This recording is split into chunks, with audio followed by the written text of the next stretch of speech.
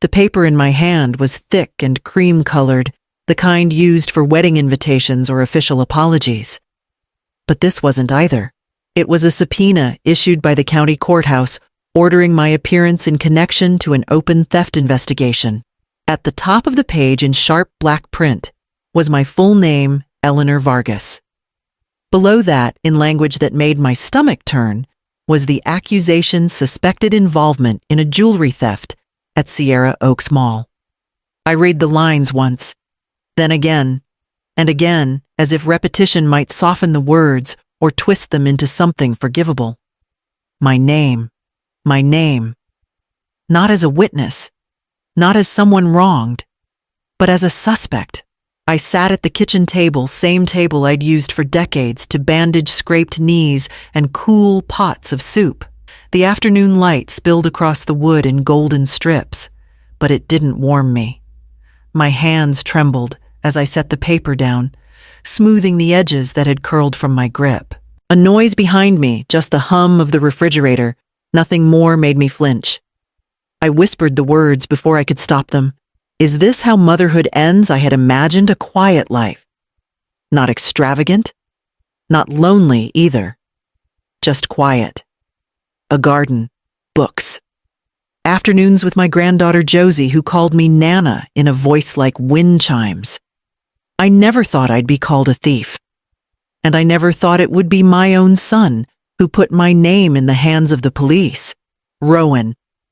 The name rang in my ears like a bell that wouldn't stop. I reached for my phone, unsure what I meant to do with it, call him, scream, beg. But I didn't move. I sat frozen in the chair, watching the way the light curved across the paper, like a spotlight. This wasn't just some mistake. It had been filed, reviewed, and sent with intent. And somewhere in all of that, someone had looked at my name and nodded. Yes, her. She's the one. I closed my eyes. A slow wave of nausea crawled through my chest, not from fear, but from a grief I didn't yet know how to name. Because Rowan hadn't just let this happen. He'd started it. Callie arrived in Rowan's life like something out of a catalog, shiny, smooth, and too perfect around the edges. She worked in branding, or so she said, though I never quite understood what she actually did. She was always pivoting one week. She was launching a skincare business the next. She was taking photography clients or selling handmade candles online. She's driven, Rowan said proudly. Just needs a little room to grow. I gave them that room. I gave them a lot more than that. When they got married, I handed over the check for their down payment without a second thought. It's a gift, I said. Build something good. They nodded, hugged me, promised to pay it back.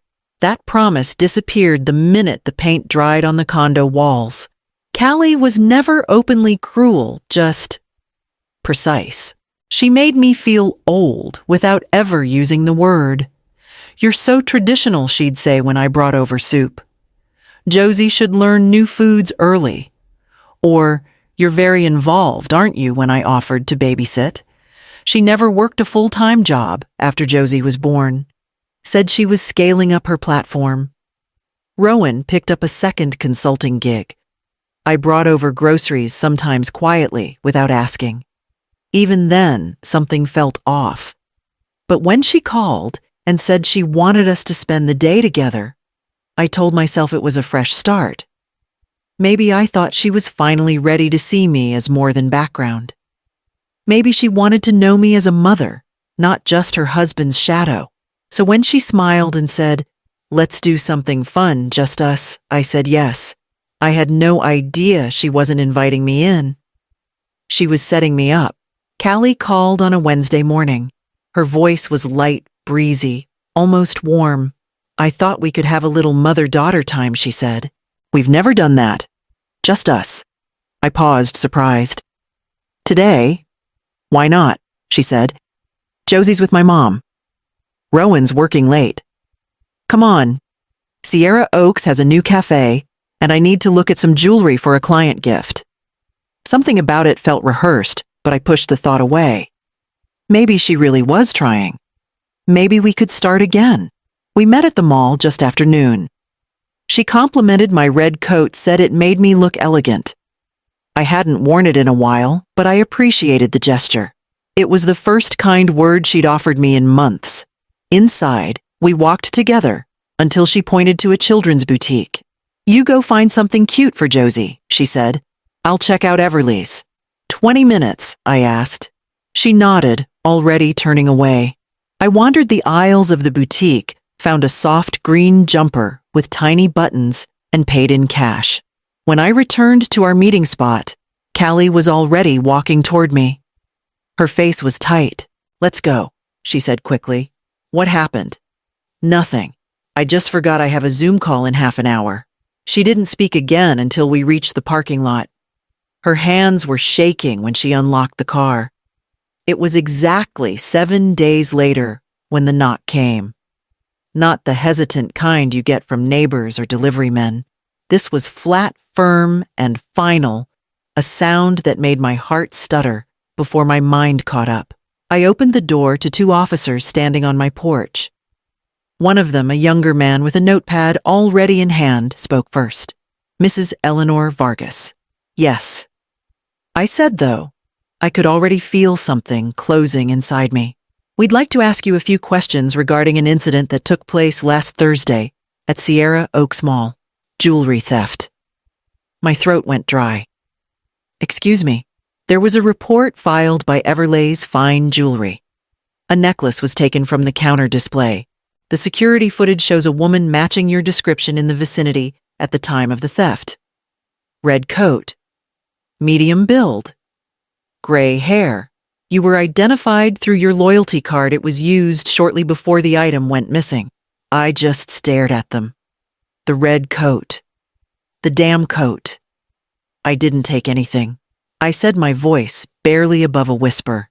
"We're not saying you did, ma'am, but we do need to ask you to come down to the station and provide a statement." My mind was already racing the baby store, the knit hat, the 20 minutes Callie and I were apart. I glanced toward the hall table where I'd tossed the receipt from that day. Still there. Proof of where I was, what I was doing. But none of that would matter against a camera angled the wrong way and a coat the wrong color. And a loyalty card in my name. I followed the officers to their cruiser. They didn't cuff me. They didn't treat me like a criminal. But they didn't treat me like a person either. Just another file to complete, a box to check. At the station, they showed me the footage. Grainy, colorless, but damning. A woman in a red coat standing near the display. No clear face. Just posture. A shape. A suspicion. No sign of Callie. When they asked if anyone was with me, I said yes. My daughter-in-law, Callie Vargas. But when they called her, she didn't deny I was there. She just said I wasn't with her at the time it happened. And then she hung up. The call came just after sunset, while I was rinsing out the last coffee cup in the sink. I didn't recognize the number at first. But something in me already knew. I answered without a word. "Mom," Rowan said. Voice low, hurried, like he was already trying to manage me. "I heard you spoke to the police." "Yes," I said. "They came to the house?" Said I was a suspect. He sighed like it was inconvenient, not terrifying. "Look, it's not a big deal. There's just some confusion with the footage. You were there. You used the loyalty card. It makes sense they'd ask questions." I held the phone a little tighter. "Just tell them you took it by mistake," he continued. "You forgot to pay. You panicked. They're not going to prosecute a 63-year-old woman, especially not someone with no record. It'll go away if you just take responsibility." I sat down at the kitchen table, gripping the edge like it might float away. "You're asking me to lie," I said. "I'm asking you to keep this from spiraling. For Callie, for all of us," he said. "If Callie gets charged, it affects everything. Her job, our mortgage, Josie. She did it, didn't she?" I asked. He didn't answer. Just said, "You lived with us for 2 years after Dad passed. You've always said we're a family. Families protect each other." That was when I felt it, the shift. Not in him. In me. All the sacrifices lined up in my head like bricks in a long, silent wall. The tuition I paid. when his scholarships ran out. The second mortgage I took to help with their IVF. The down payment on the house they said they'd repay. The weeks I stayed up with a crying baby so Callie could sleep. Every favor, every dollar, every piece of myself, I'd handed over without hesitation. And now he wanted one more piece. My name. I didn't raise you to be this person, I said. He sighed again, annoyed this time. Can you just stop being so dramatic? You act like this is a death sentence. It's not jail. It's a statement. A fine. And it fixes everything. It doesn't fix me, I said. Silence. Please, Mom. Don't make this harder than it has to be. He hung up before I could reply. I sat there for a long time staring at nothing.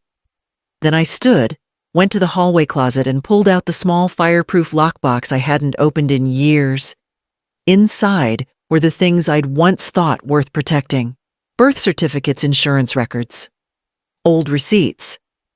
I laid them out on the kitchen table one by one. If they wanted paper, I would give them paper, but it wouldn't be the kind that protects them. It would be the kind that tells the truth. I didn't call Rowan back. I didn't call anyone. The next morning, I dressed in quiet determination, pulled out a spiral notebook from my filing cabinet, and drove myself to Sierra Oaks Mall.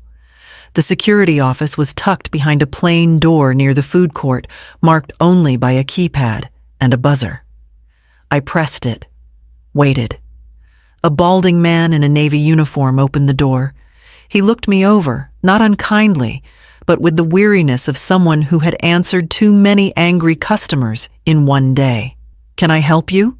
My name is Eleanor Vargas, I said. There was a theft here last Thursday. The police showed me footage. I'm the woman in the red coat. He raised his eyebrows and stepped aside. Come in. Inside the room buzzed with monitors and the low hum of fluorescent lighting. The guard gestured to a metal chair. You're not under investigation from us anymore, he said. It's with law enforcement now. I know. I'm not here to argue.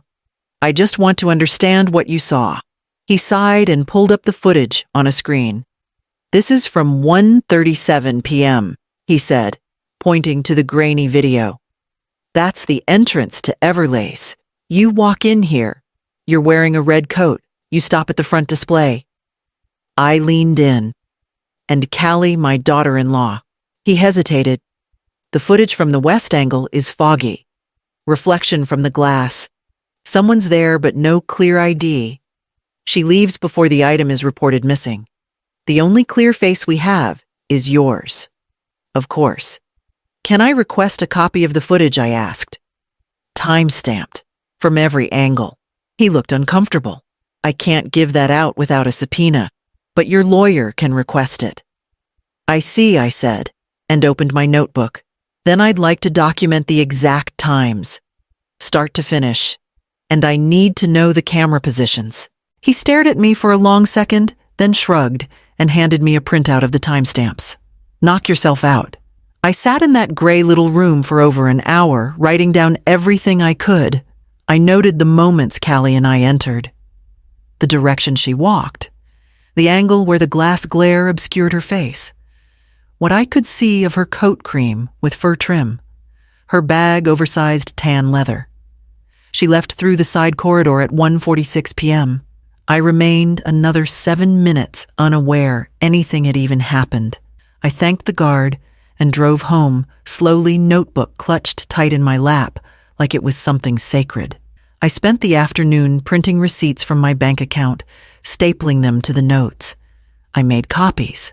I labeled envelopes. I made lists of everyone I spoke to in the baby store that day. They wanted to leave me with doubt, but I was going to give them documentation. That night, I couldn't sleep. I sat at the kitchen table with the notebook in front of me, the pages curling slightly from how many times I'd flipped through them.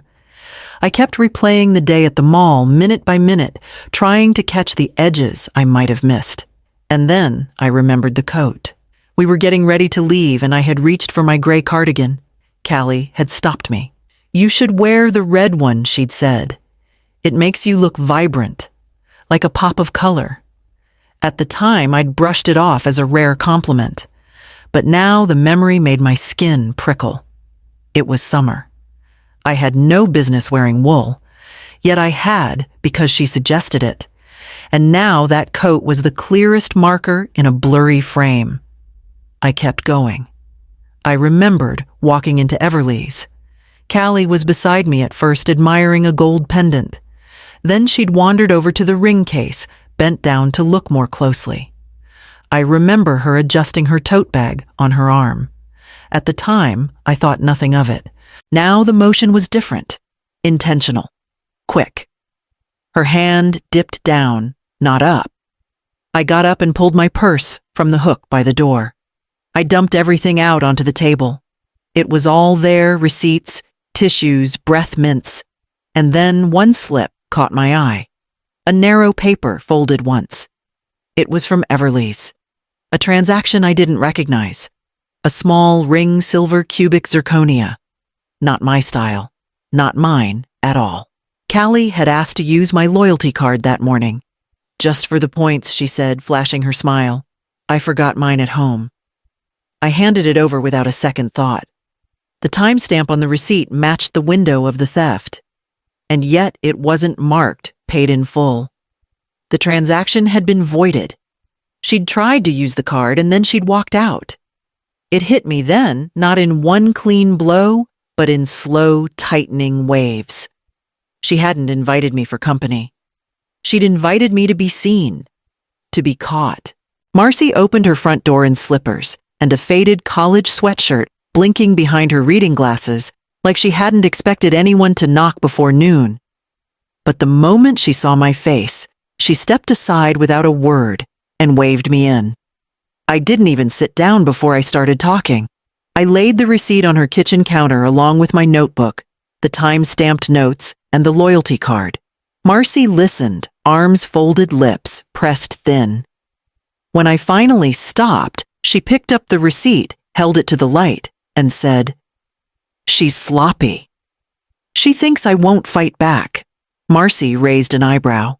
"Then she doesn't know you at all." We spent the next hour at her dining table. Marcy, who spent 30 years drafting legal documents and watching lawyers dance around, Truth knew exactly what to write.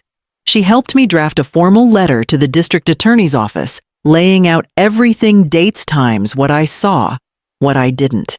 We attached the receipt copy, the loyalty card scan, and a printed summary of the store footage timeline I had logged. Keep a copy of everything she said, and don't send this by email. Certified mail only.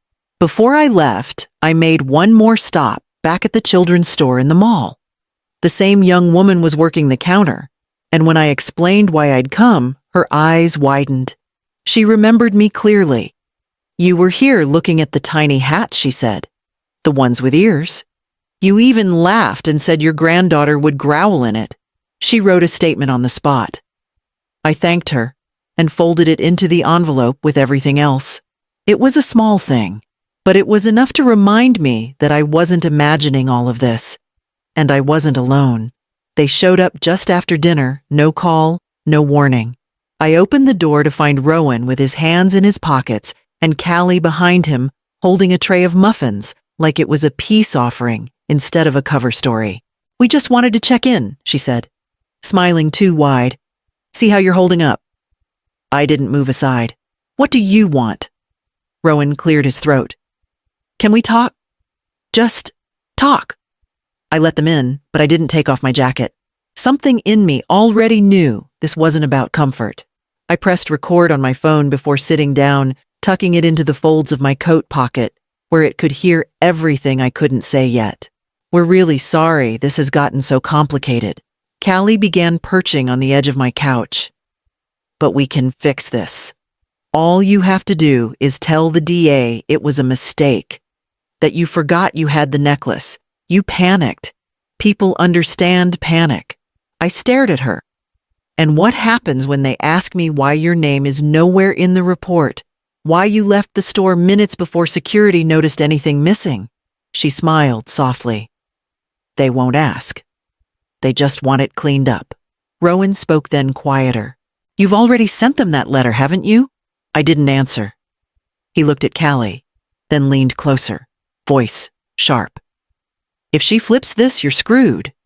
She has that loyalty card in her name. Callie's mouth twitched, but she said nothing. They left not long after. I didn't walk them out. Later that night, I replayed the recording, heard Rowan's voice loud and clear, heard Callie's silence, the kind that sounds like guilt. And I knew exactly what I had to do next. I mailed everything in a sealed envelope, certified, return receipt requested. Then I made an appointment at the district attorney's office and handed them the same folder in person.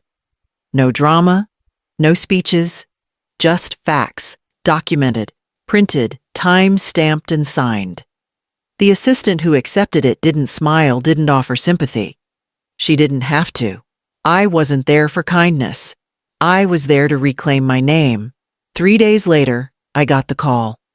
The DA had reviewed the materials, the loyalty card usage, the transaction void, the store clerk's statement, and most damning of all, the audio. Rowan's voice, clear as a bell, saying exactly what he shouldn't have said. Callie was being charged.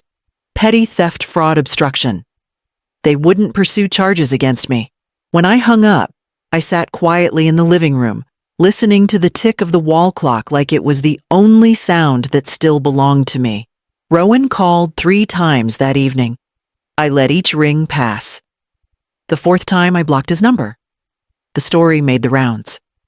Local papers. Online blogs. Not front page, but visible enough. The headline was simple and cruel: son tried to frame mother for wife's jewelry theft. Some neighbors stopped waving. Some waved more. I didn't care either way. When the day came to sign the final affidavit, I wore black slacks, a white blouse, and carried my red coat folded neatly over my arm. I walked out of the courthouse with my back straight and my hands empty. It was over. At least the part they could see. The rest, what they left behind in me, would take longer to name, but I wasn't carrying it for them anymore. I was carrying it for myself.